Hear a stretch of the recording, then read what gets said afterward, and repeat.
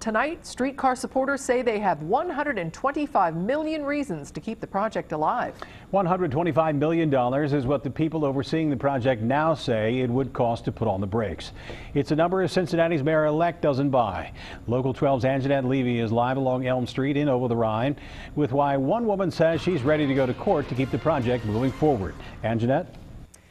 Well, Rob, the streetcar tracks are right over here to my right. Memorial Hall is over here to my left. This was the site of a meeting tonight for people who own property along the streetcar route. A lot of the people won't say what happened at that meeting tonight, but they could be headed to court. The wife had a hat store in 1/3 of the first floor. Walking through Kim Starbuck's building, you can tell she's put a lot into renovating it. There's a storefront and apartments with a view of Findlay Market and the trenches where the streetcar tracks are being laid. The streetcar was a big part of the confidence that we had to put our personal funds into this development project. Starbuck was one of many property owners that met with lawyers tonight to discuss legal options to keep the streetcar on track.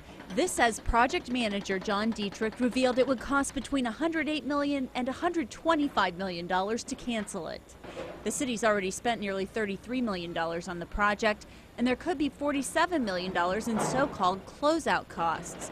Vice Mayor Roxanne Qualls implored incoming council members to give stopping the streetcar serious thought. Challenge them really, really hard on the numbers. Make them prove that this is not just blowing smoke. The fact of the matter is, it doesn't take $40 million to say stop, and that's a scare tactic.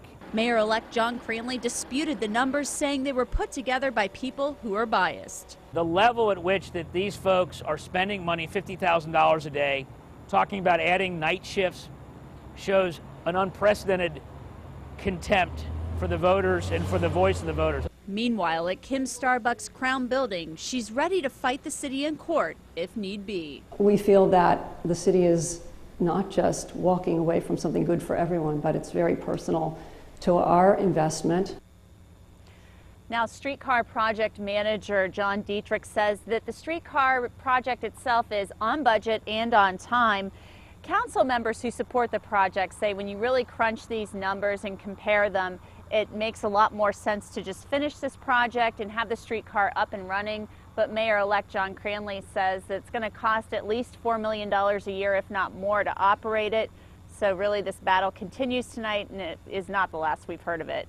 Reporting live from Over the Rhine, Angenette Levy, Local 12 News. Did they tell you, Angenette, where the $32 million already in the project is? Because when I walk along what they've done down there, digging the trench and putting in the rail lines, I don't see $32 million worth of work yet. Did they invest in things we're not seeing?